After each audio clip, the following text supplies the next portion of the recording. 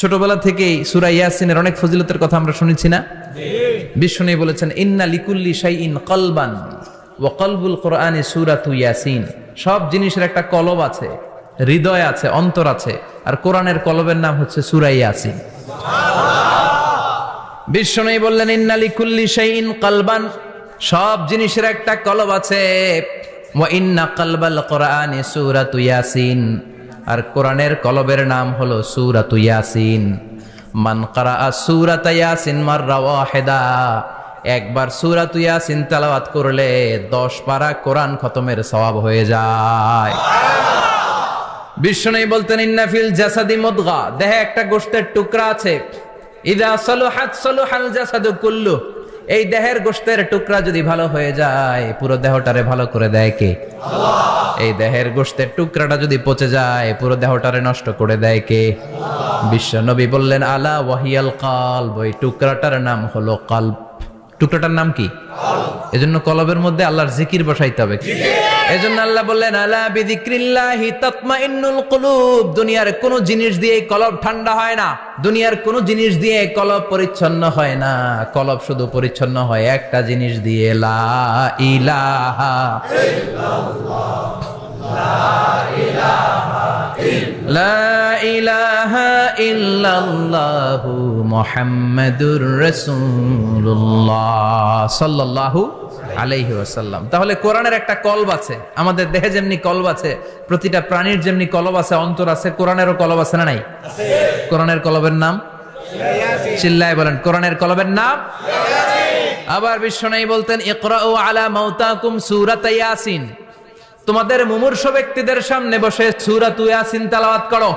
রূহ চলে যাবে, মৃত্যুর একেবারে দ্বার প্রান্তে দাঁড়িয়ে এই মুহূর্তে তার পাশে বসে পড়তে আরম্ভ করেন ইয়াসিন ওয়াল কোরআনিল হাকিম ইন্নাকা লামিনাল মুরসালিনা আলা সিরাতিম মুস্তাকিম। ওই ব্যক্তির ঈমানের মৃত্যু দান করে দিবে কে? আল্লাহ। মৃত্যুর কষ্ট হালকা করে দিবে কে?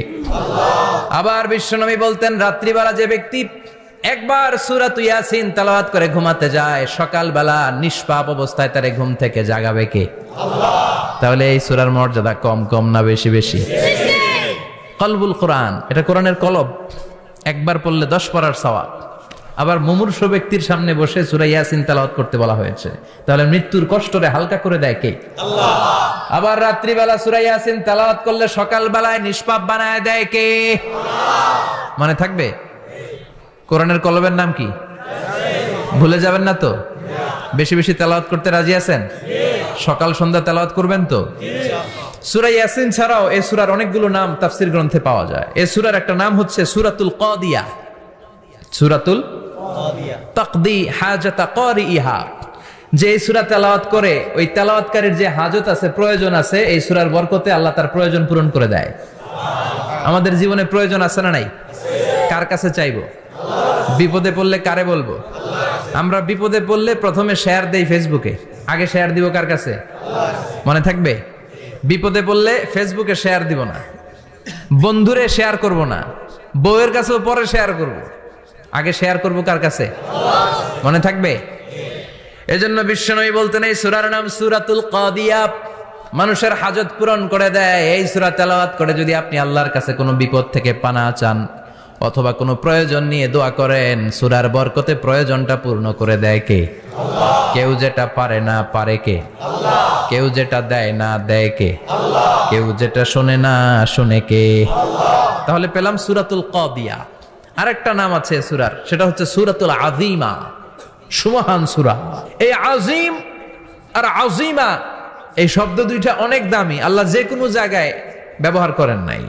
বিশ্বনবীর চরিত্রের উপমা দিতে যে আল্লাহ আযীম শব্দ বলেছেন, তাই না? রব্বুল আলামিন বলেন ওয়া ইন্নাকা লাআলা খুলুকিন আযীম। ও নবী, সাধারণ কোন চরিত্র আপনারে আমি দেই নাই, আপনারে আমি দিয়েছি আযীম একটা চরিত্র, খুলুকুন আযীম। And verily indeed you are on a very good standard of character. অসাধারণ চরিত্র দিয়েছি। বিশ্বনবীর চরিত্র বুঝাতে যে আল্লাহ কি শব্দ ব্যবহার করেছেন? কথা বলে না, তাফসীর শিখে যেতে হবে। কোন শব্দ ব্যবহার করেছেন? আযীম। আবার আল্লাহ নিজের পরিচয় দিতে যে আজিম বলেছেন, ওয়ালা ইয়াউদুহু হিফযুহুমা ওয়া হুয়াল আলিয়্যুল আযীম। সুবহানাল্লাহ। আকাশ জমিনের নিয়ন্ত্রণ করতে যে আল্লাহ কখনো ক্লান্ত হয় নাকি? কারণ তিনি হচ্ছেন আল আলিয়্যুল আযীম। আল্লাহু আকবার। তার মানে নবীর চরিত্রের ক্ষেত্রে আজিম, আল্লাহর নিজের সত্তার ক্ষেত্রে আল্লাহ বললেন আযীম। আবার বললেন কিয়ামতের দিন গোটা পৃথিবীটারে আমি নাড়িয়ে দেব, গোটা পৃথিবীতে একটা আমি ভূমিকম্প দিব। এই কথাও কোরআনে আছে না নাই? ইযা জুলজিলাতিল আরদু জিলজালাহা আল কারিয়াতু মাল কারিয়া। পুরো পৃথিবী কাঁপিয়ে দিব। এই কাঁপাকাঁপিটা ওই দিনের ভূমিকম্পটা কি অন্যান্য সময়ের ভূমিকম্পের মতো হবে? এই ভূমিকম্পকে আল্লাহ বলেছেন আজিম। ইন্না জালজালাতা সাআতি লা শাইউন আযীম। সেদিনের ভূমিকম্প সাধারণ কোনো আর্থকোয়েক নয়, সাধারণ ভাইব্রেশন না, এটা আযীম। আবার আল্লাহ কোরআনকেও আযীম বলেছেন, ওয়ালাকাদ আতাইনাকা সাবআম মিনাল মাসানি ওয়াল কুরআনাল আযীম। ও নবী, আমি আপনার নিত্য পাঠনীয় সপ্তবাক্য সূরাতুল ফাতিহা দিয়েছি, সাথে সাথে কোরআনে আযীম দান করেছি। সুবহানাল্লাহ। তার মানে কোরআনের ক্ষেত্রে আযীম, কিয়ামতের ভূমিকম্প এটা আযীম, আল্লাহ নিজেও আযীম, বিশ্বনবীর চরিত্র আবার এই সূরাটাও যেহেতু দামি, এজন্য এই সূরার নাম সূরাতুল আযীমা। সূরাতুল সুমহান সূরা। এটা যেন তেন সূরা নয়, এটা তো কোরআনের কলব। কলব ছাড়া মানুষ বাঁচে? হার্ট ফাউন্ডেশনে যেয়ে দেখবেন মানুষের কি অবস্থা। হৃদরোগ, হৃদয় যার নষ্ট, তার যে কত কষ্ট। এই যে কি পরানো লাগে এখন, রিং পরায়, এনজিওগ্রাম, এনজিওপ্লাস্টি করে আর্টারি ব্লক করে ফেলে। চর্বি, এত চর্বি আমরা খাই, এত গরুর গোশত আমরা খাই। মনে রাখবেন, যেই প্রাণীর পা বেশি ওইটার ভিতরে কোলেস্টেরল বেশি। মাছের কয় পা? নাই, এখানে নাই, মাছের পাটা নাই, কোলেস্টেরল নাই। মুরগির কয় পা? জোরে বলতে হবে। তার মানে কিছু কোলেস্টেরল আছে না নাই? গরুর কয় পা? কোলেস্টেরল বেশি না কম? এইবার কোন চিংড়ির কয় পা? সবচেয়ে বেশি কোলেস্টেরল কন্টেইন করে শ্রিম্প, প্রন, চিংড়ি। এজন্য এগুলো কম খাইতে হবে।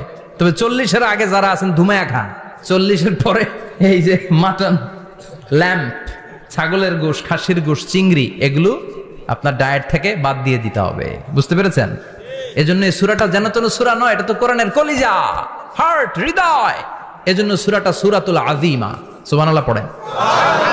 তার মানে 1 নম্বরে পেলাম সূরাতুল কাদিয়াহ, 2 নম্বরে পেলাম সূরাতুল আযীমা, 3 নম্বরে সূরার আরেক নাম হলো সূরাতুল মুইম্মা। সূরাতুল মুইম্মা। মুইম্মার 2 অর্থ। এক অর্থ হচ্ছে এটার বরকতটা আম, সবার জন্য, যেই পড়ে সেই বরকত পায়, এজন্য মুইম্মা। আবার মুইম্মার আরেক অর্থ হচ্ছে যেই সূরা শত্রুকে অন্ধ করে দেয়। কি করে দেয়? এই সূরার প্রথম 9টা আয়াত যদি বিপদে পড়ে, শত্রুর কবলে পড়ে আপনি তেলাওয়াত করেন, শত্রুর চোখটারে অন্ধ করে দিবে কে? আল্লাহ। বিশ্বনবী মক্কা থেকে যখন মদিনায় যায়, হিজরতের সময় বিশ্বনবী সূরাতুল ইয়াসিনের প্রথম 9টা আয়াত তেলাওয়াত করলেন। তেলাওয়াত করে আল্লাহর নাম নিয়ে ঘর থেকে বের হলেন। আশেপাশে কাফেররা ঘুরে কিন্তু বিশ্বনবীরে দেখে না। সবাই খেলে এরকম এরকম করে, ডানে বায়ে হাতায়, বিশ্বনবী সামনে দিয়ে যায়, কিন্তু কাফেরদের চোখ অন্ধ করে দিয়েছে কে? আল্লাহ। এজন্য কোরআন তেলাওয়াত করলে কাফেরদের চোখকে অন্ধ বানায় দেয় কে? আল্লাহ। এজন্য সূরার একটা নাম হচ্ছে সূরাতুল মুইম্মা। কি নাম? অন্ধ করে দেয়।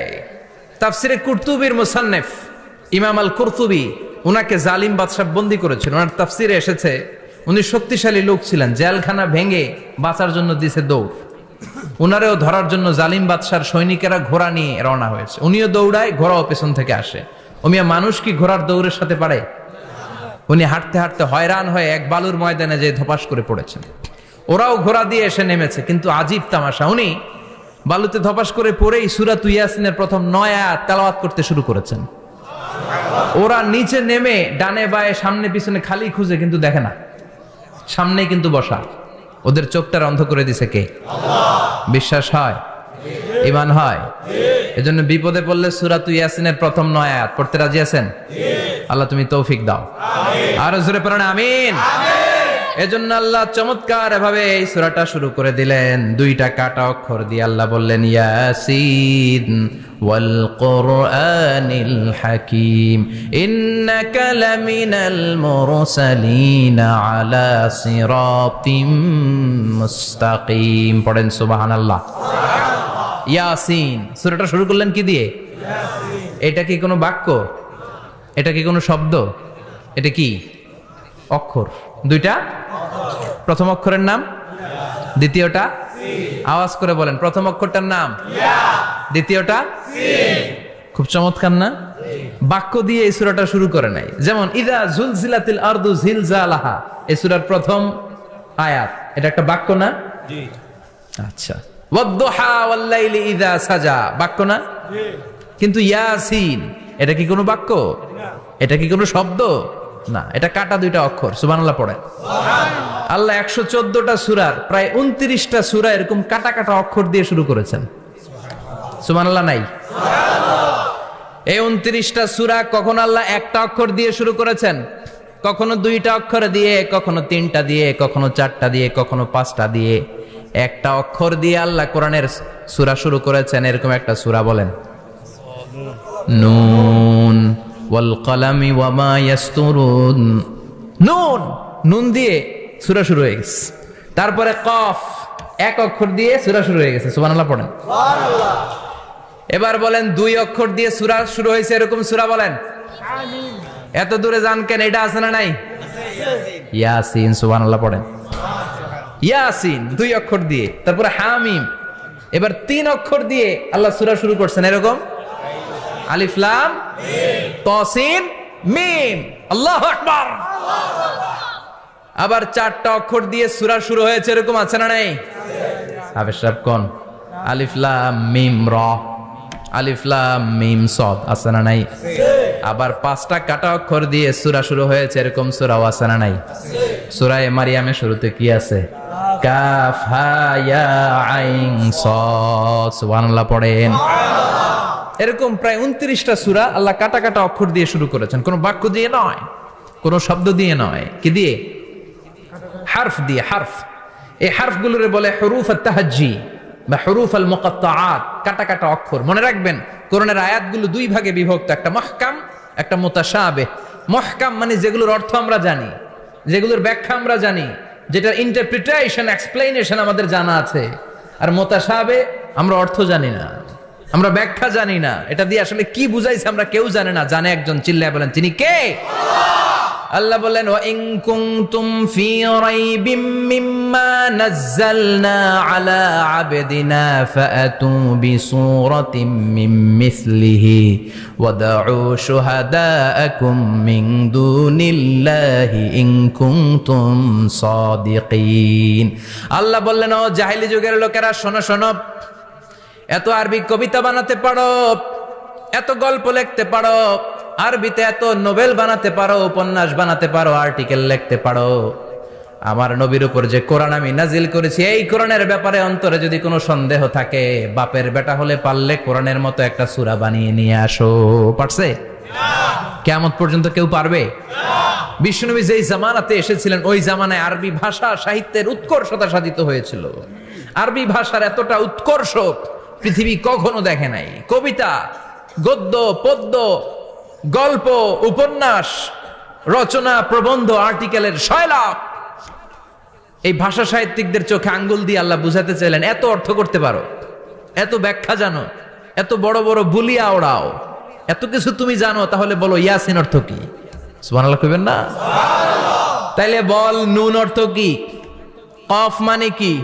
আলিফ লাম রা মানে কি? ফাবুহিতাল্লাযী কাফার। কেউ জানে না, কেউ উত্তর দিতে পারে না। কোন সুবহানাল্লাহ। এটা কোরআনের মুজিজা, এটার অর্থ কেউ জানে না। আর এগুলোর অর্থ নিয়ে খোঁচাখুচি করাও ঠিক না। তবে মুফাসসিরিন ইকরাম এগুলোর কিছু অর্থ সম্ভাব্য বলার চেষ্টা করেছেন। যেমন ইয়াসিনের অর্থ ইবনে আব্বাস বলেছেন এর অর্থ হতে পারে ইয়া ইনসান, হে মানুষ। সুবহানাল্লাহ পড়েন। কেউ কেউ বলেছে এটার অর্থ হতে পারে ইয়া সাইয়্যিদ আল মুরসালিন। কেউ কেউ বলেছেন ইয়াসিন হতে পারে ইসমুল্লাহ, আল্লাহর নাম। কেউ বলেছেন এটা হতে পারে ইসমুন লিন-নবী, বিশ্ব নবীর নাম। আবার কেউ কেউ বলেছেন ইয়াসিন হতে পারে এই কোরআনে কারিমের একটা নাম। কোন সুবহানাল্লাহ। এই সম্ভাব্য সব কথাগুলো বলে পৃথিবীর সব মুফাসসিররা বলতে বাধ্য হয়েছেন আল্লাহু আ'লামু বিমুরাদিহি বিহি, এটার দ্বারা আসল অর্থ যে কি এটা আমরা কেউ জানি না। জানে কে? আল্লাহ। চিৎকার করে বলতে হবে, জানে কে? আল্লাহ। তাহলে ইয়াসিন মানে আমরা জানি না, ইয়াসিনের অর্থ আমরা ছেড়ে দেব কার উপর? এরপর আল্লাহ বললেন ওয়াল কোরআনিল হাকিম, প্রজ্ঞাময় বিজ্ঞানময় কোরআনের শপথ। ওয়াল কোরআনিল হাকিম, বিজ্ঞানময় প্রজ্ঞাময় কোরআনের শপথ বা কসম। ওয়াল কোরআনিল হাকিমে যে ওয়া, এই ওয়াটারে আরবিতে বলে ওয়া আল কাসামিয়া। কি বলে? ওয়া আল কাসামিয়া, কসম কাটার জন্য আল্লাহ এই ওয়া ব্যবহার করেছেন। যত জায়গায় কোরআনে আল্লাহ কসম কেটেছেন ওই কসমের শব্দটার আগে ওয়া আছে না নাই? ও মিয়া, কোরআনে আল্লাহ সময়ের শপথ করেছেন, কসম কেটেছেন, যুগের কসম কেটেছেন। যুগের সময়ের আরবি হলো আল আসর, এই আসরের আগে ওয়া আছে না নাই? কি বলছে আল্লাহ? ওয়াল আসর, ওয়াল। আবার তিন ফলের কসম আল্লাহ কোরআনে কেটেছেন, কি বলেছেন? ওয়াত্তিন, মানে তিনের কসম। জাইতুনের কসম কেটেছেন, বলেছেন ওয়াজ্জাইতুন। তুর পাহাড়ের কসম কেটেছেন, বলেছেন ওয়াতুরে সিনিন। যত জায়গায় কসম তত জায়গায় ওয়াও আছে না নাই? পাহাড়ের নামে কসম কেটেছেন, আল্লাহ বলেছেন ওয়াতুর। সূর্যের নামে কসম কেটেছেন, আল্লাহ বলেছেন ওয়াশ-শামসি ওয়া দুহাহা। সুবহানাল্লাহ কইবেন না? ফজরের নামে কসম কেটেছেন, কি বলেছেন? ওয়াল ফাজর। জিলহজ মাসের প্রথম 10 রাতের কসম কেটেছেন, কি বলেছেন? ওয়া লায়ালিন আশর। জোর আর বেজরের কসম কেটেছেন, আল্লাহ বলেছেন ওয়াশ-শাফঈ ওয়াল ওয়াতর। সূরা ইয়াসিনে কাটা কাটা 2টা অক্ষরের পরে রব্বুল আলামিন কোরআনের কসম কেটেছেন। এজন্য আল্লাহ বলেছেন ইয়াসিন ওয়াল কোরআনিল হাকিম। ইয়াসিন ওয়াল কোরআনিল হাকিম, প্রজ্ঞাময় বিজ্ঞানময় কোরআনের শপথ। কোরআনের মধ্যে বিজ্ঞান আছে না নাই? বেশি না কম? বিশ্বাস হয় না? নাস্তিকদের কথা বিশ্বাস হয়? নাস্তিকরা বলে কোরআনের মধ্যে বিজ্ঞান নাই, কোরআনের মধ্যে সায়েন্স নাই, কোরআনের ভেতরে টেকনোলজি নাই। কিন্তু কোরআন বলে এমন কিছু নাই, মানুষের প্রয়োজনীয় এমন কিছু নাই যেটা আমার ভিতরে নাই। আল্লাহু আকবার। আল্লাহ বললেন মা ফাররাতনা ফিল কিতাবি মিন শাই, কিতাবের মধ্যে আমি কিছু বাদ রেখে দেই নাই। ইতিহাসের কথা বলেছি, পাতালপুরীর কথা বলেছি, ঊর্ধ্ব জগতের কথা বলেছি, মহাকাশের কথা বলেছি, cosmology, astrology, geology, zoology, botany, human anatomy, embryology, সব কিছুর কথা কোরআনের মধ্যে দিয়েছে কে? আল্লাহ। কোরআনের ভেতরে মানুষের কথা আছে না নাই? আছে। কোরআনের মধ্যে গাভীর কথা আছে না নাই? আছে। গাভীর কথাও আছে? কই আছে? হ্যাঁ, সূরাতুল গাভীর সূরা। সুবহানাল্লাহ কইবেন না? সুবহানাল্লাহ। মানুষের কথা আছে সূরাতুল ইনসান, জিনদের কথা আছে সূরাতুল জিন, মাকড়সার কথা আছে সূরাতুল আনকাবুত, মৌমাছির কথা আছে সূরাতুন নাহাল। মৌমাছির কথা বলেছেন, দুধের কথা বলেছেন, প্রাণীর কথা বলেছেন, খাদ্যের কথা বলেছেন, মানুষের দেহ বৈশিষ্ট্যের কথাও বলেছেন। চিৎকার করে পড়েন আল্লাহু আকবার। আল্লাহ বললেন ওয়া আওহা রাব্বুকা ইলান নাহলি আনিত্তাখিযি মিনাল জিবালি বুয়ুতাও ওয়া মিনাশ শাজারি ওয়া মিম্মা ইয়ারিশুন। সুবহানাল্লাহ পড়েন। ওয়া আওহা রাব্বুকা ইলান নাহল, আল্লাহ মৌমাছির কাছে সিক্রেট মেসেজ পাঠিয়েছেন। সুবহানাল্লাহ পড়েন। ওহীকে আরবিতে বলে সিক্রেট মেসেজ। সায়েন্টিফিক আলোচনা শুরু হইতেছে, মনোযোগ আছে না গেছে? জিমানি ধরছে? হ্যাঁ, মনোযোগ আছে না গেছে? আল্লাহ মৌমাছিকে ওহী করেছেন। কি করেছে? দেখেন, ওয়াল কোরআনিল হাকিম, আল্লাহ যে বললেন শেষ হবে না এই কথা। ওয়াল কোরআনিল হাকিম, বিজ্ঞানময় কোরআনের শপথ, প্রজ্ঞাময় কোরআনের শপথ। বিশ্বনবী বলেন লা তুহসা আজাইবুহু, কোরআনের আশ্চর্যান্বিতার কোনো শেষ নাই। ওয়ালা তাবলা গারাইবুহু, কোরআন কোনোদিন কারো কাছে পুরাতন মনে হয় না। ফিহি মাসাবিহুল হুদা, কোরআনের মধ্যে আছে হেদায়েতের মশাল। ওয়া মানারুল হিকমা, কোরআন হলো বিজ্ঞানের সুউচ্চ মিনার। লা তুহসা আজাইবুহু, কোরআনের আশ্চর্যান্বিতার শেষ নাই। যতই পড়বেন আপনি আশ্চর্য হয়ে যাবেন, যতই স্টাডি করবেন, যতই অধ্যয়ন করবেন, আপনার চোখকে খুলে দিবে কে? আল্লাহ। ওয়ালা তাবলা গারাইবুহু, কোরআন কখনো পুরাতন হয় না। পুরান হয় নাকি? যার বয়স 50, 50 বছর ধরে নামাজি মানুষ, প্রতি নামাজের প্রত্যেক রাকাতে কোন সূরা পড়া লাগে? তো 50 বছর যদি কেউ নামাজি হয়, তাহলে কত লক্ষবার উনি সূরা ফাতিহা পড়ছে উনি নিজে জানে? তারপরেও কোনোদিন কি মনে হয়েছে সূরা ফাতিহাটা একটু পুরান পুরান লাগে? আজকে কুল হল্লা দিয়ে শুরু করুন, কথা বলেন। পুরান লাগছে কোনোদিন? এত পড়ছে এটা, আজকে আর এটা না, আজকে আর একটা, এরকম মনে হয়? বলা চাপলা গারাইবহু, পুরান লাগে না। প্রতিদিন নতুন, প্রতিনিয়তই নতুন, অলওয়েজ নিউ, সব সময় নতুন। এজন্য বিশ্বনবী বললেন লা তুহসা আজাইবুহু, কোরআনের আশ্চর্যান্বিতার শেষ নাই। ওয়ালা তাবলা গারাইবুহু, কোরআন কখনো পুরাতন হয় না। ফিহি মাসাবিহুল হুদা, কোরআনের মধ্যে আছে হেদায়েতের মশাল। ওয়া মানারুল হিকমা, কোরআন হলো বিজ্ঞানের সুউচ্চ মিনার। সুবহানাল্লাহ। আল্লাহ বললেন ওয়া আওহা রাব্বুকা ইলান নাহাল, আমি মৌমাছির কাছে মেসেজ দিলাম, সিক্রেট মেসেজ। আনিত্তাখিদি মিনাল জিবালি বুয়ুতা, তোমরা পাহাড়ের মধ্যে তোমাদের বাড়ি বানাও, মৌচাক বানাও। অমিনা সাজার, গাছের মগ ডালে, বড় বড় ডালে তোমরা বাসা বানাও। ওয়ামিম্মা ইয়ারিশুন, উঁচু উঁচু জায়গায় মৌচাক বানাও, যাতে করে গ্রামের ছোট্ট ছেলেরা ঢিল মারতে না পারে। কোন সুবহানাল্লাহ। মৌমাছির আল্লাহ শিখাই দিছে। নিচু জায়গায় কোনোদিন মৌমাছির বাসা দেখবেন? নিচু জায়গায় সহজে নাগাল পাওয়া যায়, ধরা যায়? কথা কন। ডাল বেয়ে মগ ডালে ওঠা লাগে মধু খাইতে চাইলে। চিল্লায় বলেন ঠিক কিনা? আল্লাহ সিক্রেট মেসেজ দিলেন আর বললেন আনিত্তাখিদি। আলেম যারা আছেন বলেন তো, ইত্তাখিদি এটা কি মুজাক্কারের সিগা না মুয়ান্নাসের সিগা? মুয়ান্নাস, মাশাআল্লাহ। এটা স্ত্রীবাচক শব্দ। আল্লাহ মৌমাছিকে যে মেসেজ করছে পুরুষ মৌমাছিরে কয় নাই, এটা নারী মৌমাছিরে কইছে। চিল্লায় এখন সুবহানাল্লাহ। এখন গবেষণা করে দেখা গিয়েছে, কার্ল ভন ফ্রিচ, একজন অস্ট্রিয়ান বিজ্ঞানী, উনি এটা নিয়ে গবেষণা করে 73 সালে 1973 নোবেল পেয়ে গেছে। এই আয়াতের উপর গবেষণা করে আল্লাহ কেমন করে সিক্রেট মেসেজ দিয়েছেন, কেমন করে মৌমাছি মৌচাকের বাসা বাঁধে, কেমন করে মধু আহরিত হয়, এটার উপর গবেষণা করে উনি একটা বই লিখেছেন, দ্য ডান্সিং বিজ। নেচে যাওয়া মৌমাছিগুলো, নাচতে নাচতে যেতে থাকা মৌমাছিগুলোর উপর একটা বই লিখে, দ্য ডান্সিং বিজ লিখে উনি নোবেল প্রাইজ পেয়েছেন এই মধুর উপরে। চিল্লায় পড়েন আল্লাহু আকবার। এখন কোরআনের আয়াত থেকে বোঝা গেল আনিত্তাখিদি মিনাল জিবালি বুয়ুতা, আল্লাহ নারী মৌমাছিকে বলেছেন মৌচাক বানাও, তোমাদের মধু রাখার জন্য বাসা বানাও। কার্ল ভন ফ্রিচ গবেষণা করে পেয়েছে মৌচাকের বাসা বানানো হয়, মধু আহরণ করা হয়। যেই মৌমাছিটা নেতৃত্ব দেয় এটা পুরুষ মৌমাছি নয়, এটা হলো মহিলা মৌমাছি। কোন সুবহানাল্লাহ। পুরো মৌচাকের মধ্যে মধু আহরণ, মধু নেওয়া, পুরো প্রসিডিউরটা সারার জন্য কোনো পুরুষ মৌমাছি লিডিং দেয় না, লিডিং দেয় একটা নারী মৌমাছি, স্ত্রী মৌমাছি। এজন্য ইত্তাখিদ, ম্যাসকুলিন জেন্ডার ইউজ না করে আল্লাহ বলেছেন ইত্তাখিদি। নারী মৌমাছিকে আল্লাহ অ্যাড্রেস করে বলেছেন যাও মৌচাক বানাও আর এটার মধ্যে মধু আহরণ করো। চিল্লায় পড়েন আল্লাহু আকবার। আল্লাহ বললেন ইত্তাখিদি মিনাল জিবালি বুয়ুতা, পাহাড়ের মধ্যে ঘর বানাও। ওয়ামিনাস সাজার, গাছের বড় ডালের মধ্যে ঘর বানাও। ওয়ামিম্মা ইয়ারিশুন, উঁচু উঁচু জায়গায় ঘর বানাও। উনি গবেষণা পেয়েছেন এই মধুর মধ্যে অসাধারণ কিছু ন্যাচারাল অ্যান্টিসেপটিক আছে। কি আছে? Natural antiseptic. এটার নাম হচ্ছে প্রপিলিস।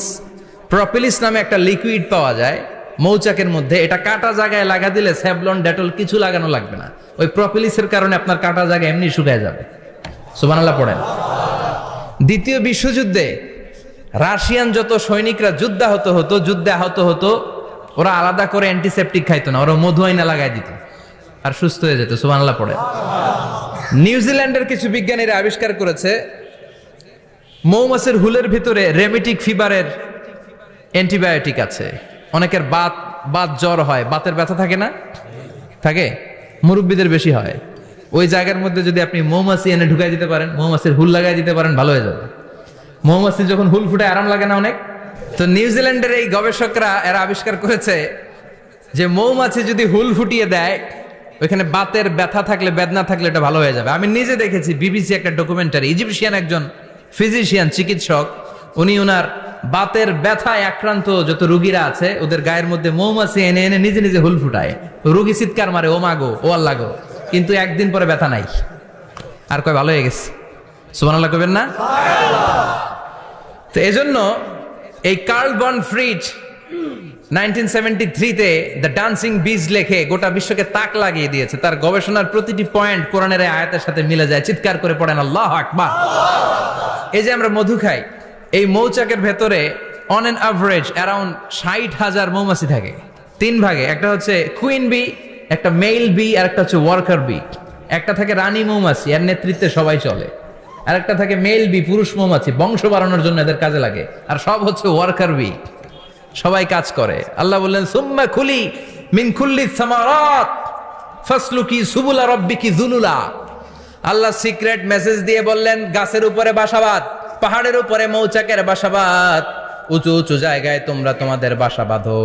সুম্মা কুলি মিন কুল্লি সামারাত, এরপর এলাকার যত মিষ্টি মিষ্টি ফুল আছে, ফল আছে, ওখান থেকে রস নিয়ে আসো। সুবহানাল্লাহ। পুষ্প রস সংগ্রহ করে মধুগুলো, এটার বলে sweet nectar. They collect the sweet nectar from the flowers. এবং মধুর মধ্যে এত চমৎকার জিনিস থাকার কারণ হচ্ছে মৌমাছিগুলো ওই এলাকার সব ধরনের ফুল, ভালো ভালো সুগন্ধযুক্ত ফুল ফল থেকে রস নিয়ে আসে। তো ওই গাছগুলোর মধ্যে বনাজি গাছ আছে না নাই? ঔষধি গাছ আছে না নাই? এজন্য মধুরে বলা হয় সব রোগের ঔষধ। যত বনাজি ঔষধি গাছের নির্যাস আর পুষ্প রস আছে, সব আল্লাহ মধুর ভিতরে ঢুকায়া মধুকে আল্লাহ ন্যাচারাল ভ্যাকসিন বানিয়ে দিয়েছেন। চিল্লায়ে পড়েন আল্লাহু আকবার। আল্লাহ বললেন সুম্মা কুলি মিন কুল্লি সামারাত, সব ফল আর ফুল থেকে নেকটার পুষ্পরস নিয়ে আসো। ফাসলুকি সুবুলা রাব্বিকি যুলুলা, যেমন যেমন গিয়েছিলা পথ চিনায় আবার ফিরে আসো। ইয়াখরুজু মিন বুতুনিহা শারাব, এরপর তাদের পেট থেকে বের হয় শারাব। মুখতালিফুন আলওয়ানু, এক একটা মধুর কালার হয়ে যায় এক এক রকম। কোন সুবহানাল্লাহ। সরষে ফুলের মধু একটু সাদা সাদা হয় না? আমি হচ্ছি মধু খাওয়ার পোক। আমি দেশে বিদেশে যেখানে গিয়েছি ফ্রেশ হানি আমি অনেক খুঁজেছি। ইয়ামানি একটা মধু পাওয়া যায়, ইয়ামানের সাওয়াহিলি এলাকায়, পাহাড়ি এলাকায়, একেবারে কুচকুচে কালো। আবার অনেক মধু আছে কিছুটা খয়েরি এবং হলুদ বর্ণের। কিন্তু সরষে ফুলের যে মধুটা, এটা অনেকটা সাদা। এই পুষ্পরস নিয়ে মৌমাছিগুলো মৌচাকের মধ্যে ঢেলে দেয় না, এগুলো খেয়ে ফেলে। প্রত্যেকটা মৌমাছির পেটের ভেতরে আল্লাহ 2টা করে স্টোমাক দিয়েছে, পাকস্থলী। সুবহানাল্লাহ পড়ে। এটাই কার্ল ভন ফ্রিচ দ্য ডান্সিং বিজ বইয়ের মধ্যে লিখেছে গবেষণায়, যে 2টা পাকস্থলী। একটা পাকস্থলী দিয়ে মৌমাছি খায়, নিজে খেয়ে বাঁচে। আর একটা পাকস্থলী দিয়ে এই ফ্লাওয়ার নেক্টার, পুষ্প রস সংগ্রহ করে ওই পাকস্থলীতে রাখে। ওই পাকস্থলীর ভেতরে আল্লাহ একটা ন্যাচারাল এনজাইম দিয়েছেন। ওই এনজাইমের সাথে ওই পুষ্প রসটা মিক্সড হয়। তারপরে আরেকটা টিউব আছে, ওই টিউব দিয়ে মৌমাছি যে সে বাসার মধ্যে মৌমাছি যে সেখানে সাপ্লাই করে দিয়ে আসে, মধু ঢুকিয়ে দিয়ে আসে। চিল্লায় পড়েন সুবহানাল্লাহ। তার মানে বিষয়টা এমন না ফুলের রস নিয়ে মৌচাকের দিয়ে আসলো, ফুলের রস সে নেয়, তার স্পেশাল একটা স্টোমাকের মধ্যে ঢুকায়, সেখানে এনজাইম দিয়ে, পাচক রস দিয়ে আল্লাহ এটাকে সমৃদ্ধ করে দেয়। তারপর আলাদা একটা নল দিয়ে, টিউব দিয়ে মৌচাকের ভেতরে ঢুকিয়ে দেয়। কোন সুবহানাল্লাহ। কি অসাধারণ পদ্ধতিতে আল্লাহ মধু বানালেন। আর কি সুন্দর মধু হাতের মধ্যে লয়া জিব্বা দিয়া চাটে আর গান গায়, মধু হই হই বিষা বাইলা। আল্লাহ শুকরিয়া নাই, মধু খায় আর গান গায়, মধু হই হই এ ভালোবাসার দাম নদিলা। আছে না নাই? ডাকাইত। এই মধু খেয়ে শুকরিয়া করতে হবে কার? বসো, চিৎকার করে বলেন শুকরিয়া করতে হবে কার? আল্লাহ বললেন ইয়াখরুজু মিন বুতুনিহা, এটা মধু সরাসরি চলে আসে না, ওর পেট থেকে বের হয়। মুখতালিফুন আলওয়ানুহু, বিভিন্ন রঙের মধু আছে না নাই? ব্ল্যাক কালারের মধু হয়, হোয়াইট হানি হয়, অর্গানিক হানি হয়, ক্রিমড হানি হয়। কত ধরনের মধু যে আল্লাহ পৃথিবীতে রেখেছে তার ইয়ত্তা নাই। এরপর আল্লাহ বললেন ফিহি শিফাউন লিন্নাস, মধুর ভিতরে শিফা দিয়েছে কে? আল্লাহ। এজন্য বিশ্বনবীর খাদ্য তালিকার মধ্যে মধু আছে না নাই? বিশ্বনবী সুগন্ধযুক্ত ওলা মধু খেতেন, দুর্গন্ধযুক্ত ওলা কোনো মধু মুখে নিতেন না। সুবহানাল্লাহ। বিশ্বনবীর জামানায় মাগাফির নামে একটা মধু ছিল, দুর্গন্ধযুক্ত। এটা কখনো বিশ্বনবী মুখে নিতে চাইতেন না। সুগন্ধযুক্ত মধু সবসময় বিশ্বনবী খেতেন। বিশ্বনবীর স্ত্রীরা এই সুগন্ধিযুক্ত মধু বোতলের মধ্যে প্রিজার্ভ করে রাখতেন বিশ্বনবীকে দেওয়ার জন্য। বিশ্বনবী প্রাণ ভরে এগুলো পান করতেন। সুবহানাল্লাহ। বিশ্বনবী যে সমস্ত খাদ্যগুলো পছন্দ করতেন হাদিসে এসেছে, বিশ্বনবী রুটি খেতেন, খেজুর খেতেন, খেজুর, দুধ খেতেন, এই মধু খেতেন, জব খেতেন, বার্লি খেতেন, লাউ খেতেন, রুম্মান, ডালিম ফল, আনার ফল, মাশরুম খেতেন। মাশরুম হলো মান্না সালোয়ার মতো খাবার। মাশরুমের স্যুপ যারা খাবে, চোখের জ্যোতি যাদের কম, তাদের চোখের জ্যোতি বাড়িয়ে দিবে কে?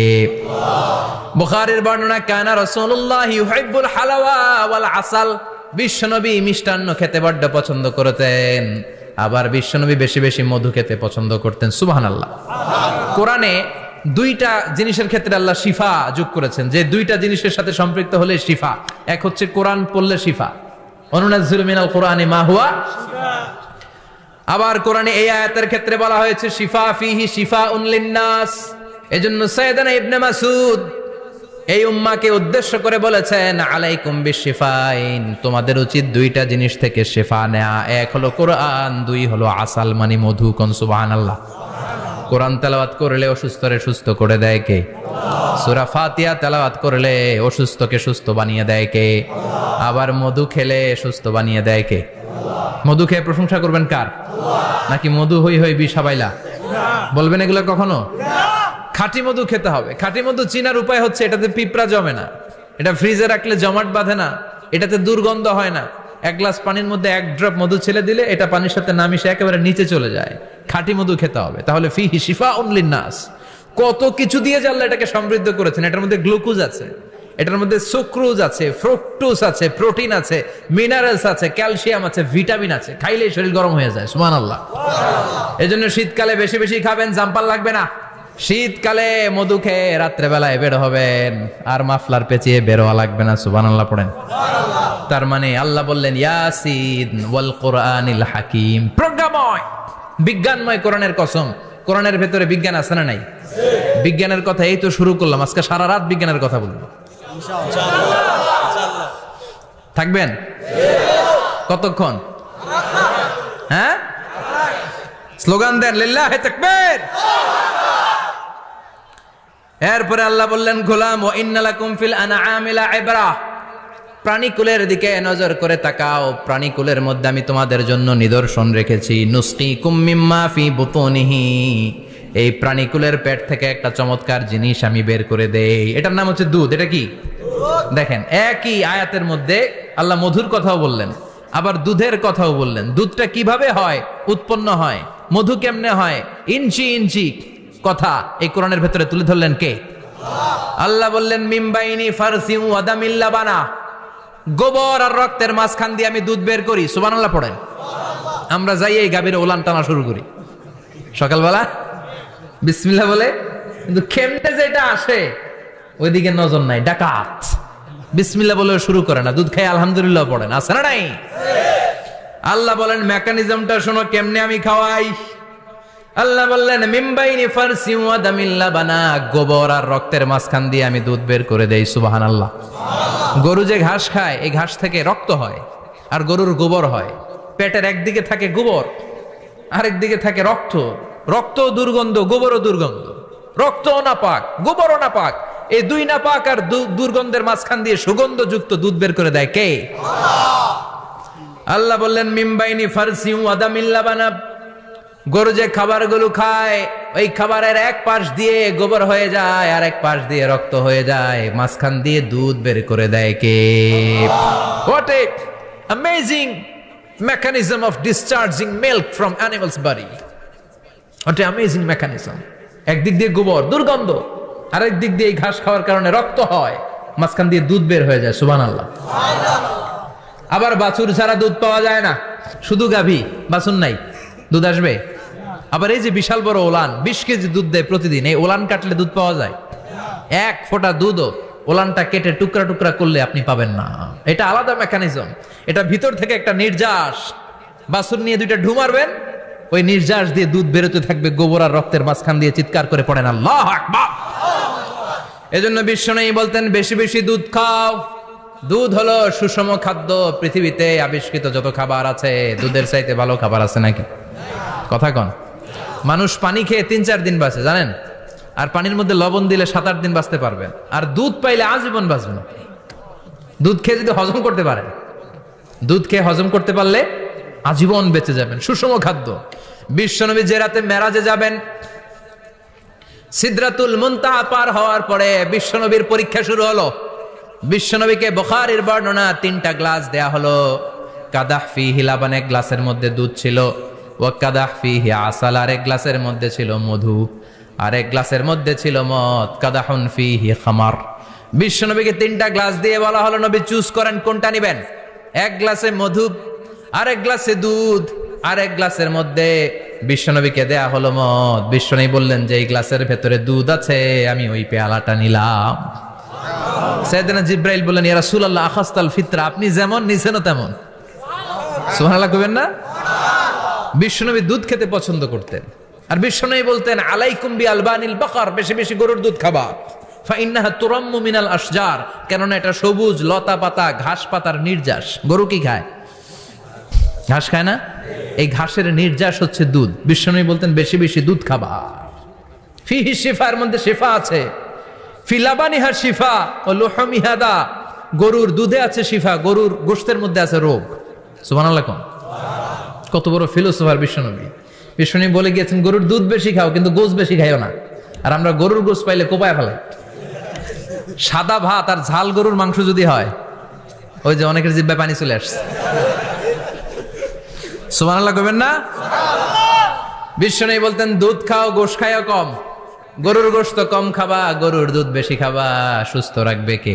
আল্লাহ। আবার বিশ্বনবী মায়েদেরকে বলেছেন ও মায়েরা, সন্তান হওয়ার পরে 2 বছর দুধ খাওয়াবা। আল্লাহু আকবার। ওয়াল ওয়ালিদাতু ইউরদি'না আওলাদাহুন্না হাওলাইনি কামিলাইনি লিমান আরাদা আন ইউতিম্মার রাদা'a। সন্তান যারা পেয়েছো মায়েরা, বোনেরা, 2 বছর দুধ খাওয়া সন্তানকে সুস্থ রাখবে কে? আল্লাহ। বাচ্চা ডেলিভারির পরপরই আল্লাহ তাআলা মায়ের বুকে একটা দুধ দেয়, এটাকে বলে শাল দুধ। এটা হচ্ছে বাচ্চার জীবনের প্রথম প্রাকৃতিক টিকা। সুবহানাল্লাহ কয় না? এটা বেবির জীবনে ন্যাচারাল প্রাকৃতিক টিকা, প্রতিষেধক আল্লাহ দিয়ে দিয়েছে। আপনার বাচ্চাকে টিকা দিন, স্লোগান আছে না? 5টা 7টা টিকা দেয়া লাগে, প্রথম টিকাটা আল্লাহ নিজেই ফ্রি দিয়ে দিছে। এটা শাল দুধের ভেতরে পাওয়া যায়। এজন্য বাচ্চাকে শাল দুধ খাওয়াতে হবে। তার ব্রেনের গ্রোথ হবে, সে শক্তিশালী হবে, সে দেশপ্রেমিক হবে, সে আল্লাহওয়ালা হবে। চিল্লা এখন ঠিক কিনা? যে মায়েরা বাচ্চারে দুধ খাওয়ায় ওই বাচ্চারা মায়েরে ভালোবাসে বেশি। আর যেই মা গুলো বাচ্চারে দুধ না খাওয়ায় আর ডানু খাওয়ায়, যারা বুকের দুধ খাওয়াতে চায় না কোনো কারণ ছাড়া, 2 বছর বাচ্চারে দুধ দিতে চায় না, এই বাচ্চাগুলো বড় হলে ওই মারে বৃদ্ধাশ্রমে দিয়ে আসবে। কথা কন, কথা কন।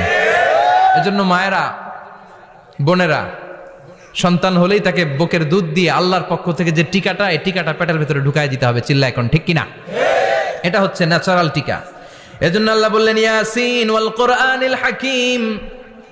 ইয়াসিন, বিজ্ঞানময় কোরআনের শপথ। কোরআনের মধ্যে বিজ্ঞান আছে না নাই? অভাব নাই। কয়টা শুনবেন? আল্লাহ কসমোলজির কথা বলেছে, অ্যাস্ট্রোলজি কথা। কসমোলজি হচ্ছে সৃষ্টি তত্ত্ব। কসমোলজি কি? সবাই বলেন কসমোলজি কি? আল্লাহ বললেন আওয়ালাম ইয়ারাল্লাযীনা কাফারু আন্নাস সামাওয়াতি ওয়াল আরদা কানাতা রাতকান ফাফাতাকনাহুমা। কাফেররা কি দেখে না মহাবিশ্বের সব কিছু একসাথে মিলে ঝিলে ছিল, বিশাল এক বিস্ফোরণের মাধ্যমে আমি মহাবিশ্ব তৈরি করেছি। সুবহানাল্লাহ। আদিতে, শুরুতে কিন্তু সব আকাশ, বাতাস, জমিন, চন্দ্র, সূর্য, নক্ষত্র, গ্রহ, নিহারিকা পুঞ্জ, গ্যালাক্সি, ব্ল্যাক হোল, সবকিছু মিলেমিশে একসাথে ছিল। এটার ঘনত্ব ছিল খুব বেশি। মহাবিশ্বের সবকিছু ছিল একটা বিন্দু।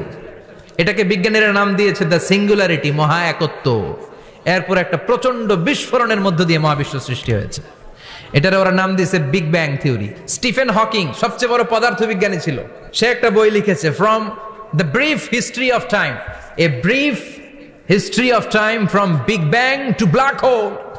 সেখানে সে প্রমাণ করেছে কোরআনের এই আয়াত, কানাতা রাতকান, মহাবিশ্বের সবকিছু একটা বিন্দু ছিল। চাঁদ, সূর্য, গ্রহ, তারা সবকিছু ছিল একটা মাত্র বিন্দু ছিল। আল্লাহ বলেন, don't the disbeliever observe that the heavens and earth were joined together, then I separated with a gigantic sound, explosion. সব একসাথে ছিল, চাঁদ, তারা, আকাশ, নদী, নালা সব একসাথে। তারপর একটা বিকট বিস্ফোরণের মধ্য দিয়ে পৃথিবী হয়েছে, এ চাঁদ হয়েছে, চন্দ্র হয়েছে, সূর্য হয়েছে, মহাবিশ্বের সবকিছু এই মহাবিস্ফোরণের মধ্য দিয়ে হয়েছে। চিৎকার করে পড়েন আল্লাহু আকবার। এই যে ছোট্ট পৃথিবীতে আমরা বসে আছি, এই পৃথিবীর চেয়ে সূর্য 13 লক্ষ গুণ বড়। চিল্লায় পড়েন আল্লাহু আকবার। এটা কি বাড়ির কাছের কথা? 13 লক্ষ গুণ বড়। কল্পনা করা যায়? তার মানে কি সূর্যই সবচেয়ে বড়? না, সূর্যের চেয়ে অনেক বড় বড় তারা আছে। ব্যাটেল জিউস নামে একটা তারা আছে মহাকাশে, যে সূর্য পৃথিবীর চেয়ে 13 লক্ষ গুণ বড়। এই ব্যাটেল জিউস তারা সূর্যের চেয়ে 33 কোটি গুণ বড়। এই ব্যাটেল জিউস তারাটাই কি সবচেয়ে বড়? না, এর চেয়েও কত বড় তারা যা আছে কোনো হিসাব নাই। এরকম বিশাল বিশাল তারা ঘুরতে ঘুরতে মাওয়াকিউন নুজুম, ব্ল্যাক হোল নামে একটা রেঞ্জ আছে। এই রেঞ্জের মধ্যে যদি ঢুকে যায়, ছোট্ট বাচ্চার মুখে চকলেট দিলে বাচ্চা যেমনি চকলেট চুষে খেয়ে ফেলে, এই বিশাল বিশাল তারাগুলো ব্ল্যাক হোলের মধ্যে ঢুকলে এক মুহূর্তের মধ্যে নিঃশেষ হয়ে যায়। চিল্লায় পড়েন আল্লাহু আকবার। এজন্য আল্লাহ বললেন ফালা উকসিমু বিমাওয়াকিউন নুজুম, এই তারকা নিঃশেষ হওয়ার যে জায়গাটা, এই জায়গার কসম আমি কোরআনের মধ্যে খেলাম। এই ব্ল্যাক হোলের রেঞ্জের ভেতরে তারা আসলে মুহূর্তের মধ্যে নিঃশেষ বানিয়ে দেয় কে? একটা তারার চেয়ে আরেকটা তারা বড়। এরকম হাজার কোটি তারা মিলে আমাদের গ্যালাক্সি। এই গ্যালাক্সির নাম হচ্ছে মিল্কি ওয়ে। কি নাম? আমাদের গ্যালাক্সির নাম কি? সবাই বলেন তো। Milky way. কি নাম? এরকম একটা গ্যালাক্সি না, লক্ষ কোটি গ্যালাক্সি আছে। আমাদের গ্যালাক্সির পরে সবচেয়ে কাছের গ্যালাক্সির নাম অ্যান্ড্রোমেডা। কি নাম? এই অ্যান্ড্রোমেডা গ্যালাক্সি আমাদের গ্যালাক্সি থেকে 2.5 মিলিয়ন লাইট ইয়ার দূরে, মানে 25 লক্ষ লাইট ইয়ার। সুবহানাল্লাহ কইবেন না? আলোর গতি হচ্ছে পৃথিবীতে সবচাইতে বেশি বর্তমান সময় পর্যন্ত, জানেন? 1 সেকেন্ডে আলো ছুটে 1,86,000 মাইল বেগে। এত বেগের কোন প্লেন বা রকেট নিয়ে যদি আপনি আমাদের গ্যালাক্সি থেকে মিল্কি ওয়ে থেকে অ্যান্ড্রোমেডাতে যেতে চান, তাহলে আপনার 25 লক্ষ বছর লেগে যাবে। সুবহানাল্লাহ বাড়িতে যায় বললেন। এরপর আল্লাহ বললেন ওয়াস-সামাআ বানাইনাহা বিআইদিন ওয়া ইন্না লামুসিউন, আকাশ আমি বানালাম, গ্যালাক্সি আমি বানালাম, বানানোর পর থেকে সবগুলোর আমি প্রশস্ত করতে শুরু করে দিলাম। সব ছিল ক্ষুদ্র, একটা বিন্দুর মধ্যে আমি বিস্ফোরণ করলাম একটা আওয়াজ দিয়ে। আওয়াজটা ছিল কুন। আওয়াজটা ছিল কি? কুন ফায়া।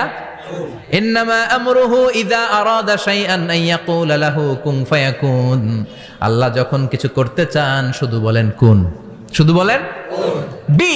কুন মানে বি, ইট ওয়াজ, এটা হয়ে যায়। হাও বলতে দেরি। এই মহাবিস্ফোরণের নেপথ্যে যে শব্দটা ছিল সেটা ছিল কুন। সেটা ছিল কি? আল্লাহ কুন বলতে দেরি, মুহূর্তের মধ্যে বিগ ব্যাং, বিশাল এক্সপ্লোশন, তারপর থেকে মহাবিশ্ব ছড়াচ্ছে। আল্লাহ বলছেন এই কোরআনের ভেতরে বলে দিয়েছেন ওয়া ইন্না লামুসিউন, আমি এই মহাবিশ্বকে, এই গোটা ইউনিভার্সকে আমি প্রতিনিয়ত সম্প্রসারিত করছি। প্রতিনিয়ত এটা বড় হচ্ছে, সম্প্রসারিত হচ্ছে।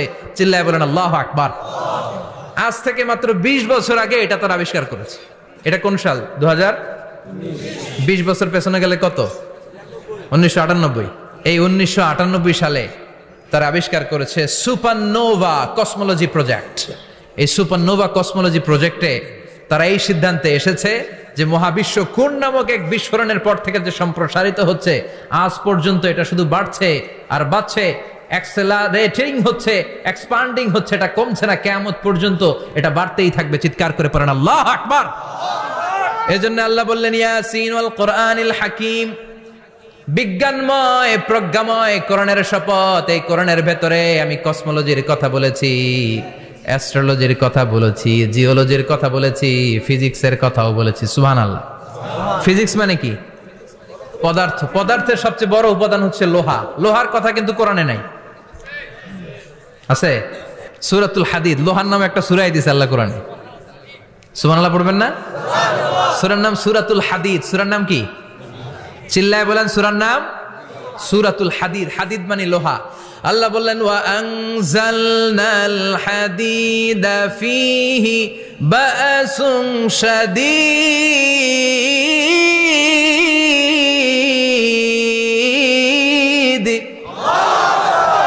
ওয়া আনজালনাল হাদিদ ফীহি বা'সুন শাদীদ, আমি লোহা নাজিল করলাম আর লোহার ভেতরে আমি ভয়ঙ্কর শক্তি ঢুকাইয়া দিলাম। সুবহানাল্লাহ।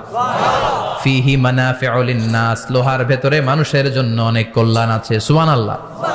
লোহা ছাড়া পৃথিবীতে কিছু হয়? আংটি বানাতে লোহার দরকার আছে না নাই?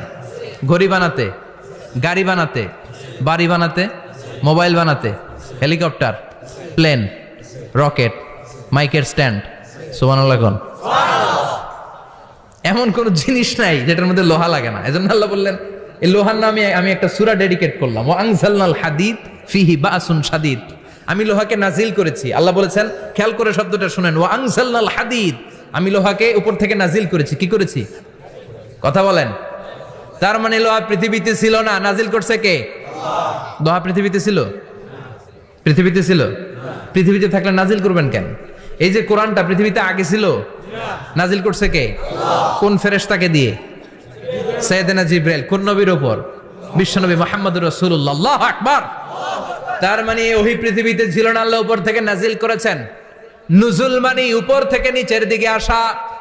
এই নুজুল শব্দ ব্যবহার করে আল্লাহ বললেন, ওয়া আনজালনাল হাদিদ, লোহাকে আমি নাজিল করেছি। তার মানে লোহা পৃথিবীর উপাদান নয়, লোহা এসেছে উপর থেকে। কোন সুবহানাল্লাহ। বিজ্ঞানীরা, পদার্থবিদ যারা গবেষণা করে এটাই পেয়েছেন, লোহা আসলে পৃথিবীর না। লোহা পৃথিবীতে উৎপাদন করা হয় নাই।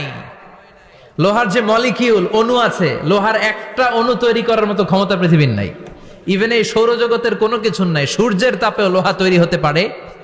লোহার ছোট্ট একটা অণু তৈরি করতে কমপক্ষে 1 কোটি ডিগ্রি সেলসিয়াস তাপের প্রয়োজন হয়।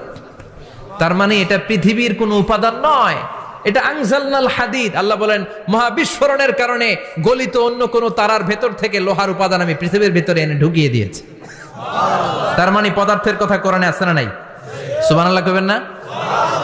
এরপরে বায়োলজির কথা আছে না নাই? বায়োলজিক্যাল অ্যাসপেক্ট অফ মাউন্টেন্স, কেমন করে পাহাড়ি রেঞ্জ তৈরি হলো, আছে না নাই? ওয়াজআলনাল জিবালা আওতাদা, পাহাড়কে আমি পেরেক মেরে দিয়েছি। ওমিয়া কাঠের ভেতরে যখন পেরেক মারেন, পেরেকের বেশিরভাগ অংশ কাঠের ভেতরে ঢুকে যায়, উপরে দেখা যায় সামান্য, ঠিক কিনা? তো লোহা যদি আল্লাহ পেরেক মারেন, উপরে যা দেখা যায় এটা সামান্য, আসল পাহাড় তো মাটির নিচে। সুবহানাল্লাহ কইবেন না? আসল পাহাড় কোথায়?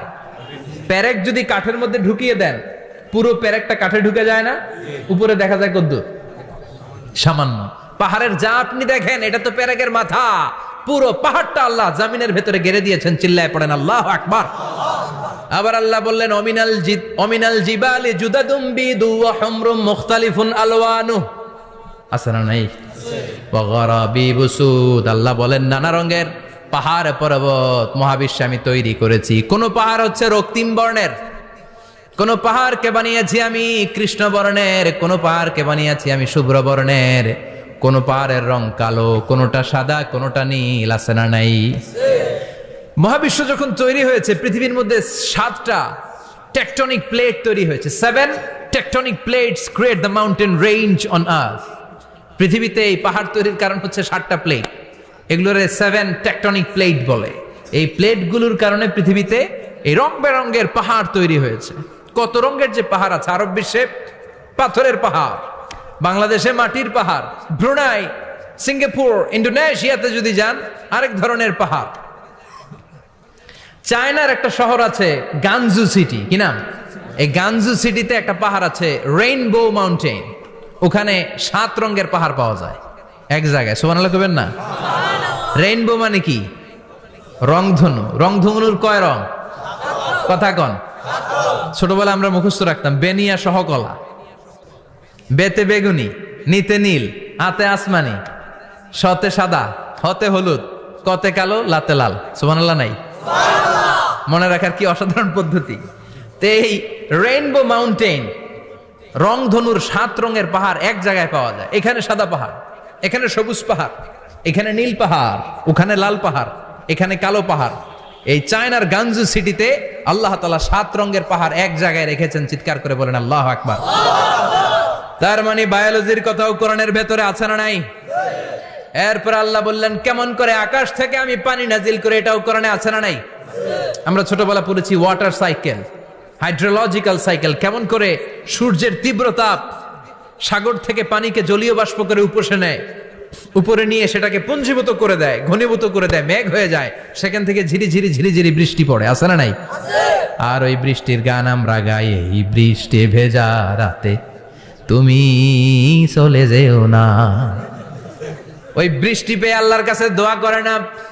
বিশ্বনবী বলেন, রহমতের বৃষ্টির নিচে দাঁড়িয়ে কেউ যদি হাত তুলে দোয়া করে, ওই দোয়া কবুল করে কে? আল্লাহ। আবার আকাশের মধ্যে মেঘের ঘনঘটা দেখলে বিশ্বনবী পেরেশান হয়ে যেতেন, হয়রান হয়ে যেতেন, আর আল্লাহর কাছে বলতেন, আল্লাহ এই মেঘ দিয়ে তুমি আমাদেরকে আযাব দিও না, তুমি আমাদেরকে গজব দিও না, তুমি আমাদেরকে শেষ করে দিও না, এই মেঘ থেকে তুমি আমাদেরকে রহমতের বৃষ্টি দাও, পড়ে না আমিন। বৃষ্টি দেখলে বিষ্ণু বলতেন আল্লাহুম্মা সাইয়িবান নাফিআ, ইয়া গাউসু আগিসনা গাউসান মুগীসান মারিআন মারিআন নাফিআন গায়রা দার আজিলান গায়রা আজিল। হে আল্লাহ, এই বৃষ্টি থেকে তুমি ঠান্ডা রহমতের পানি দাও। কি দাও? আল্লাহ মেঘে দে, পানি দে, ছায়া দে রে তুহু, আল্লাহ মেঘে দে। পড়েন পড়েন, আল্লাহ মেঘে দে, পানি দে, ছায়া দে রে তুহু, আল্লাহ মেঘে দে। এই ওয়াটার সাইকেলের কথা আল্লাহ বলেছেন। আলাম তারা আন্নাল্লাহ ইউসজি সাহাবান, কাফের নাস্তিক যেগুলো সমাজের আবর্জনা খড়কুটা, ওরা কি দেখে না কেমন করে আমি বাতাসকে জলীয় বাষ্প করে আকাশে তুলি, বায়ুমণ্ডলে নিয়ে যাই। সুম্মা ইউআল্লিফু বাইনাহুম, জলীয় বাষ্পগুলারে তখন আমি ঘনীভূত করি। সুম্মা ইয়াজআলুহু রুকামান, এরপরে আমি মেঘে পরিণত করি। ফাতারাল ওয়াদকা ইয়াখরুজু মিন খিলালিহি, তারপর মেঘের ভেতরে থেকে ঝিরিঝিরি ঝিরিঝিরি বৃষ্টি নাজিল করে কে? আবার আল্লাহ বললেন, পানি থেকে আমি পৃথিবীর সব প্রাণগুলারে বানালাম। ওয়াজআলনা মিনাল মাই কুল্লা শাইইন হাইয়া ফালা ইয়াকিলুন, পানির ভেতরে থেকে সব প্রাণের উৎপত্তি পৃথিবীর মধ্যে ঘটিয়ে দিয়েছে কে? বিজ্ঞানীরা স্বীকার করেছে পৃথিবীতে যত প্রাণ পাওয়া যায়, যত প্রাণের ব্লুপ্রিন্ট পাওয়া যায়, সব এসেছে পানি থেকে। চিৎকার করে বলেন, কোত্থেকে? পানি নাই তো প্রাণ নাই, পানিও আছে প্রাণও আছে। কোন সুবহানাল্লাহ। বিজ্ঞানীদের ধারণা, তারা ধারণা করে বলেছে পৃথিবীর প্রথম প্রাণের নাম হচ্ছে অ্যামিবা। কি নাম? ওরা বলেছে এটা এককোষী জীব। It's a very small unicellular organism found ever in the world. পৃথিবীতে পাওয়া প্রথম এককোষী প্রাণীর নাম হচ্ছে অ্যামিবা। এটা এসেছে শৈবালের মতো, এরপরে জুপ্লাংটন, ফাইটোপ্লাংটন, ব্যাকটেরিও প্লাংটন, একটার পর একটা স্পিসিজ প্রজাতি পৃথিবীতে ডেভেলপ করেছে। কোন সুবহানাল্লাহ। এই পানির কথা কোরআনের ভেতরে বলে দিল কে? এজন্য আল্লাহ বললেন ওয়াল কোরআনিল হাকিম, বিজ্ঞানময় কোরআনের শপথ। এই কোরআনটা বিজ্ঞানের ঠাসা, এই কোরআন আশ্চর্যের শেষ নাই, এই কোরআন কোনোদিন পুরাতন হয় না। এই কোরআনের ভেতরে আল্লাহ দিয়েছেন হেদায়েতের মশাল, আর কোরআনটাকে বানিয়েছেন বিজ্ঞানের সুউচ্চ মিনার। জোরে কোন সুবহানাল্লাহ। তার মানে কোরআনে আমরা কি পেলাম? দুধের কথা পেলাম, মধুর কথা পেলাম, কিভাবে ডায়েট করবেন সেটা আমরা পেলাম। আমরা কসমোলজি পেলাম, অ্যাস্ট্রোলজি পেলাম, বায়োলজি পেলাম, ফিজিক্স পেলাম, ওয়াটার সাইকেল পেলাম। এবার পাতালপুরীর কথার দরকার আছে না নাই? পৃথিবীর একেবারে গভীরতম গভীরে কি আছে? এটা কিন্তু কোরআনে নাই।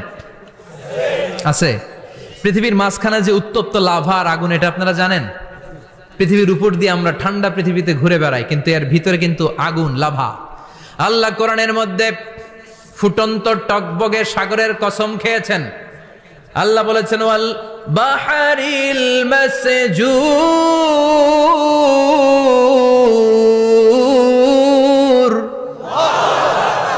আমি কোরআনের ভেতরে ফুটন্ত টকবগে সাগরের পানির কসম খেলাম। পড়েন সুবহানাল্লাহ। সাগরের পানির ফুটন্ত টকবগে সাগরের পানির কসম। সাগরের পানি আবার ফুটন্ত হয় কি করে? পানি কি হয়? ঠান্ডা। পানি কি? কথা বলেন। আল্লাহ পৃথিবীর ভেতরকার কথা চিন্তা করে বলেছেন ওয়াল বাহরিল মাসজুর। ইউনাইটেড স্টেটস অফ আমেরিকার নেভাল একাডেমির সায়েন্টিস্টরা এই আয়াতের উপর রিসার্চ করেছে যে সাগরের ভেতরে আবার এই ঠান্ডা পানির ভেতরে আবার উত্তপ্ত আগুনের লাভা আসলো কোত্থেকে। রিসার্চ করার জন্য তারা সাগরের ভেতরে পাইপ ঢুকিয়েছে। পাইপ ঢুকাতে ঢুকাতে অনেকগুলো লেয়ার তারা পার করেছে। রূপান্তর শিলার স্তর, পাললিক শিলার স্তর, আগ্নেয়গিরির শিলার স্তর, মার্বেল পাথরের অনেকগুলো শিলার স্তর পেরিয়ে যাওয়ার পরে তারা পাইপ ঢুকানোর পরে দেখতে পেয়েছে পাইপগুলো গলে যায়। পাইপগুলো কি হয়? তার মানে ভিতরে কি আছে? গত কয়েক মাস আগে জাপানে কিছু জিওলজিস্ট, ভূতত্ত্ববিদ, তারা গবেষণা করে পৃথিবীর এক মাথা থেকে আরেক মাথায় যেতে চাচ্ছে, মানে প্রতিপাদ স্থান। বাংলাদেশের এখান থেকে ছিদ্র করলে আপনি দক্ষিণ আমেরিকার চিলির সান্টিয়াগোতে যেয়ে উঠবেন। কথা বুঝতে পেরেছেন? তার মানে বাংলাদেশের প্রতিপাদ স্থান হচ্ছে দক্ষিণ সাউথ আমেরিকার চিলির সান্টিয়াগো। আবার ইন্ডিয়া থেকে ছিদ্র করতে করতে পৃথিবীর আরেক মাথা দিয়ে উঠবেন। সুবহানাল্লাহ বলেন। এটা তারা শুরু করেছে, কিন্তু এখনো সফল হয় নাই। ইউএস এর নেভাল একাডেমির সায়েন্টিস্টরা পাইপ ঢুকাতে ঢুকাতে দেখে একটা পর্যায় শেষে পাইপ আর ঢুকানো যায় না। পাইপগুলো পৃথিবীর ভেতরে যেতে যেতে গলে গলে পানি হয়ে যায়। সুবহানাল্লাহ কইবেন না? এই রিসার্চ প্রজেক্টের যিনি চিফ, উনি বললেন bring the water proof pipe from America. America থেকে ওয়াটার প্রুফ পাইপ নিয়ে আস। আমার এমন পাইপ লাগবে গবেষণা করার জন্য যে পাইপ আগুনে জ্বলে না। ওয়াটার প্রুফের মধ্যে আগুন লাগালে আগুন ধরবে? বুলেট প্রুফে বুলেট মারলে বুলেট ঢুকবে? মাননীয় প্রধানমন্ত্রী শেখ হাসিনা যে গাড়িতে করে চড়ে, এটা বুলেট প্রুফ কার? গুলি মারলে ঢুকবে? আবার গুলি মারতে যায় না। আমেরিকা থেকে ফায়ার প্রুফের পাইপ নিয়ে আসা হলো।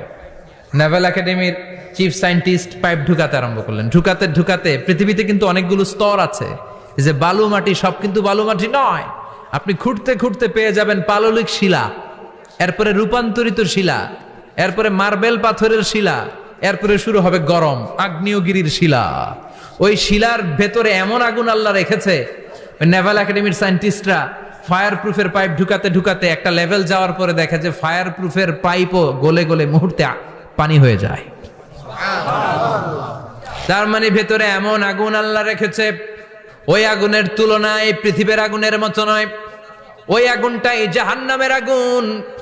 আবার বিজ্ঞানীরা গবেষণা করে ওই আগুনের মধ্যে মানুষের চিৎকার শুনেছে। এজন্য হাদিসে এসেছে, আল্লাহর ওলিরা মুমিন বান্দারা মারা গেলে তাদের রূহগুলো আকাশে চলে যায়, ইল্লিনে চলে যায়।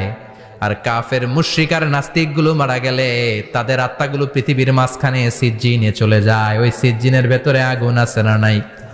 চিল্লায় বলেন। তার মানে পাতালপুরীর কথাও আছে, সাগরের কথাও আছে, আকাশের কথাও আছে।